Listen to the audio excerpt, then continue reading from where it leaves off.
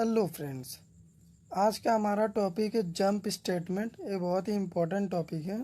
तो सबसे पहले हम देखेंगे जंप स्टेटमेंट क्या होता है। The jump statement is unconditionally transfer program control with in function, यानी ये प्रोग्राम के कंट्रोल को ट्रांसफ़र कर देता है।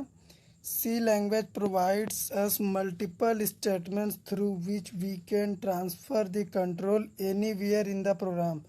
सी लैंग्वेज बहुत सारे जंप स्टेटमेंट प्रोवाइड करता है जो कि प्रोग्राम के कंट्रोल को कहीं भी ट्रांसफ़र कर देते हैं एक जगह से दूसरी जगह यूजिंग जंप स्टेटमेंट।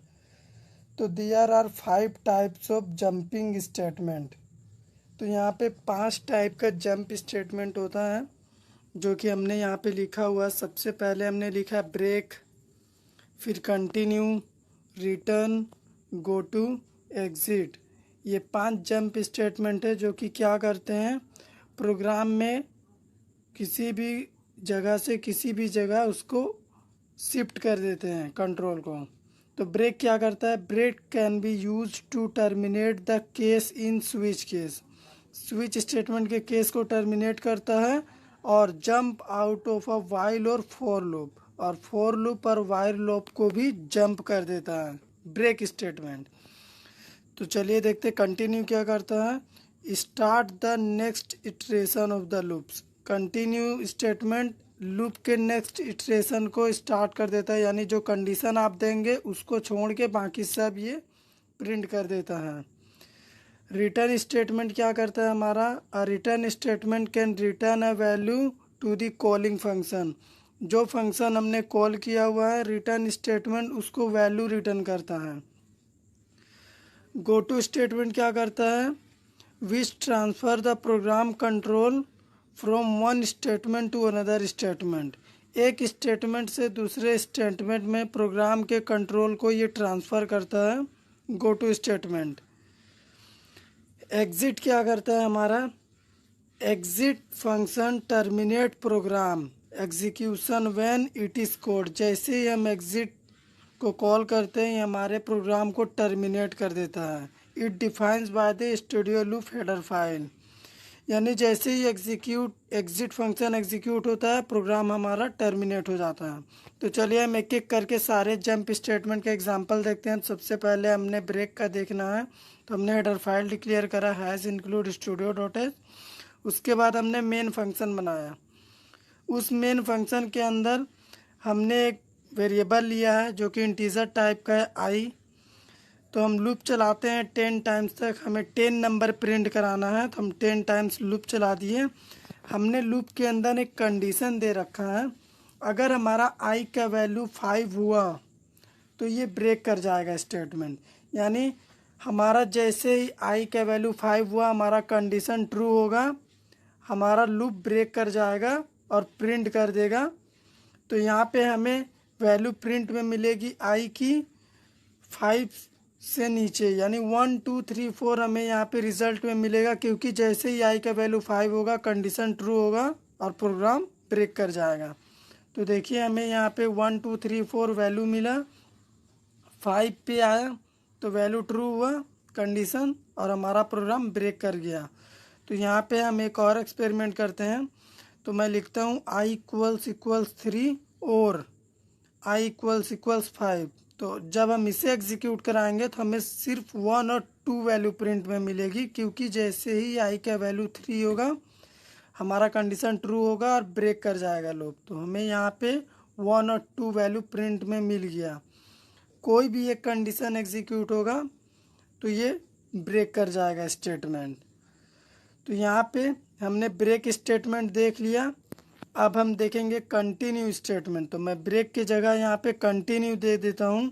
तो कंटिन्यू क्या करता है, मैंने आपको डेफिनेशन में बताया था कि ये next iteration of the loop को स्टार्ट करता है, यानी 5 को छोड़ के ये जितने भी वैल्यू है वो प्रिंट करा देगा जो कि हमने लूप के अंदर लिखा हुआ। तो यहाँ पे हमें आई की वैल्यू प्रिंट में मिलेगी एक्सेप्ट 5, हमें सब मिलेगा प्रिंट में।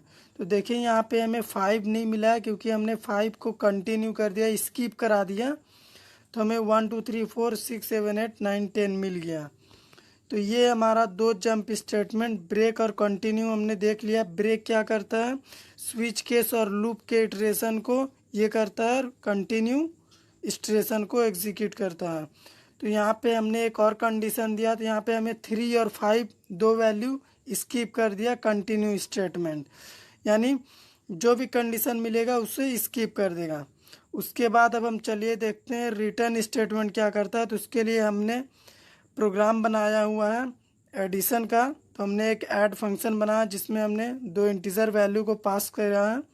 उसके बाद मेन फंक्शन के अंदर हमने 3 वेरिएबल लिया। ए बी में हम वैल्यू इनपुट कराएंगे यूज़र से, और एस जो है उस फंक्शन में जो भी रिज़ल्ट आएगा उसको स्टोर करा के प्रिंट करा देगा। तो मेन फंक्शन में हमने वैल्यू इनपुट करा लिया स्कैनफ फंक्शन से। उसके बाद हम यहाँ पे मेन फंक्शन के अंदर फंक्शन को कॉल कर रहे हैं, जो कि फंक्शन हमने ऊपर में डिक्लेयर किया था उससे हम मेन फंक्शन के ऊपर कॉल कर रहे हैं। तो यहाँ पे मैं कमेंट दे देता हूँ फंक्शन कॉलिंग, ताकि समझ में आए कि हम मेन के अंदर फंक्शन को कॉल कर रहे हैं। जैसे ये फंक्शन हम कॉल करेंगे हमारा प्रोग्राम यहाँ नीचे आएगा जहाँ हमने मेन फंक्शन की लूप को लिखा हुआ है। तो यहाँ पे हमने क्या किया है, इंट नाम का वेरिएबल लिया है सी जो है, जो कि ए और बी के वैल्यू को सम कर रहा है, और फिर रिटर्न स्टेटमेंट हमारा सी के वैल्यू को रिटर्न कर रहा है। जैसे ये रिटर्न करेगा हमारा इस फंक्शन में आएगा जहाँ पे हमने फंक्शन को कॉल किया है। यहाँ से वैल्यू जो भी फंक्शन में ऐड होके वैल्यू आया है वो हमारा एस नाम के वेरिएबल में जाएगा, और हमने उसे यहाँ पे प्रिंट करा दिया है। तो चलिए हम अपना कोड रन करते हैं। तो आप F9 प्रेस करेंगे तो कोड रन हो जाएगा, क्योंकि हम कोड ब्लॉक में कर रहे हैं। तो हम दो नंबर इनपुट करते हैं, तो हमें सम मिल गया 123, जो कि एकदम राइट रिजल्ट है। तो हमने यहाँ पे देखा 3 statement, jump statement, return, continue और ब्रेक। तो इसमें हमने क्या किया, रिटर्न स्टेटमेंट में एडिशन का प्रोग्राम बनाया, जो कि हम वैल्यू को रिटर्न करा रहे हैं मेन फंक्शन में जहाँ पे हमने फंक्शन को कॉल किया है। तो चलिए अब हम नेक्स्ट जंप स्टेटमेंट देख लेते हैं, गो टू जंप स्टेटमेंट। तो उसके लिए भी हमने हेडर फाइल डिक्लेयर करा और वॉइड मेन नाम का एक फंक्शन बनाया है। यहाँ पे हमने इंटीजर टाइप का एक डेटा टाइप बनाया जिसमें हमने 5 सब्जेक्ट बनाया है, S1 S2 S3 S4 S5, और टी नाम का वेरिएबल जो कि हमारे टोटल को कैलकुलेट करेगा, और फ्लोट हमारे एवरेज को निकालेगा। उसके बाद हम प्रिंटफ में मैसेज दिए इंटर मार्क्स ऑफ 5 सब्जेक्ट।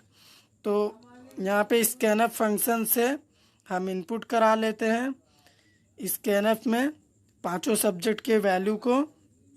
उसके बाद हम टी नाम का जो वेरिएबल बनाया था उसमें हम टोटल निकालेंगे। तो हम S1 S2 S3 S4 S5 को ऐड कर देंगे, फिर हम एवरेज निकालते हैं। तो हम एवरेज के लिए टी डिवाइडेड बाय 5.0 लिखे, क्योंकि हमने 5 सब्जेक्ट लिया है इसीलिए हमने 5.0 लिखा। उसके बाद हम प्रिंटफ में टोटल और एवरेज प्रिंट करा दिए। तो यहाँ पे हम इनपुट करते हैं 5 सब्जेक्ट का मार्क्स। तो हमने इनपुट करा दिया 5 सब्जेक्ट का मार्क्स, तो हमें टोटल और एवरेज प्रिंट में मिल गया। तो यहाँ पे हमें एवरेज और टोटल दोनों प्रिंट में मिला। तो अब मैं यहाँ पे गो टू स्टेटमेंट को एग्जीक्यूट कराता हूँ।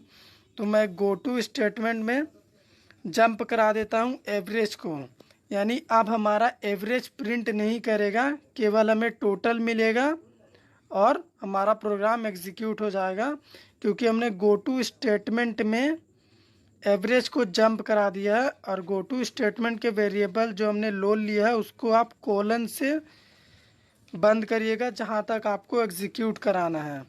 तो यहाँ पे हमें सिर्फ टोटल प्रिंट में मिलेगा, हमें एवरेज नहीं मिलेगा, क्योंकि हम उसे जंप करा दिए हैं गो टू के थ्रू। तो चलिए मैं 5 सब्जेक्ट का मार्क्स इनपुट कर देता हूँ। तो यहाँ पे हमें टोटल मिल गया, लेकिन एवरेज हमको नहीं मिला, क्योंकि हम एवरेज वाले पार्ट को जंप करा दिए हैं गो टू स्टेटमेंट के थ्रू, जो कि हमने थ्योरी में भी पढ़ा था। गो टू स्टेटमेंट जंप करता है एक जगह से दूसरे जगह प्रोग्राम को। तो चलिए अब हम देख लेते हैं हमारा एग्जिट क्या करता है, एग्जिट फंक्शन। तो उसके लिए हमने मेन फंक्शन के अंदर 2 वेरिएबल बनाया है आई और जे नाम का। तो हमने 2 लूप चलाया है। सबसे पहले हम आई वाला लूप चलाए हैं 1 से लेके 10 तक। तो यहाँ पे हम 10 नंबर प्रिंट कराएंगे फर्स्ट वाले लूप में। उसके बाद हम लूप के बाहर स्लैशन लिखे हैं ताकि हमारा जे वाला जो लूप एग्जीक्यूट हो वो नेक्स्ट लाइन में एग्जीक्यूट हो। तो अब हम जे वाले लूप को भी 10 टाइम्स चला रहे हैं 1 से 10 तक। तो ये भी हमें 10 नंबर प्रिंट करके देगा, यानी यहाँ पे हमें अभी आई का 10 नंबर और जे का 10 नंबर दोनों का प्रिंट में मिलेगा, जो कि हमने 2 लूप यूज़ किया है इसीलिए। तो चलिए अब हम प्रोग्राम को रन करते हैं। तो उसके पहले मैं बोल दूं कि यहाँ पे हमें 2 रिज़ल्ट मिला है आई और जे का। 1 से 10 आई का वैल्यू है ऊपर वाला और 1 से 10 नीचे वाला जे का वैल्यू है। तो यहाँ पे अब हम एग्जिट जंप स्टेटमेंट एग्जीक्यूट कराते हैं। तो एग्जिट क्या करता है, प्रोग्राम को टर्मिनेट करता है। तो यहाँ पे हम एग्जिट 0 लिख दिए। तो अब ये क्या करेगा, जैसे ये एग्जिट 0 एग्जीक्यूट होगा ये जे वाले लूप को टर्मिनेट कर देगा, यानी हमारा केवल आई वाला पार्ट ही एग्जीक्यूट होगा। एग्जिट के बाद जो भी पार्ट है एग्जीक्यूट नहीं होगा। तो चलिए कोड को रन करते हैं।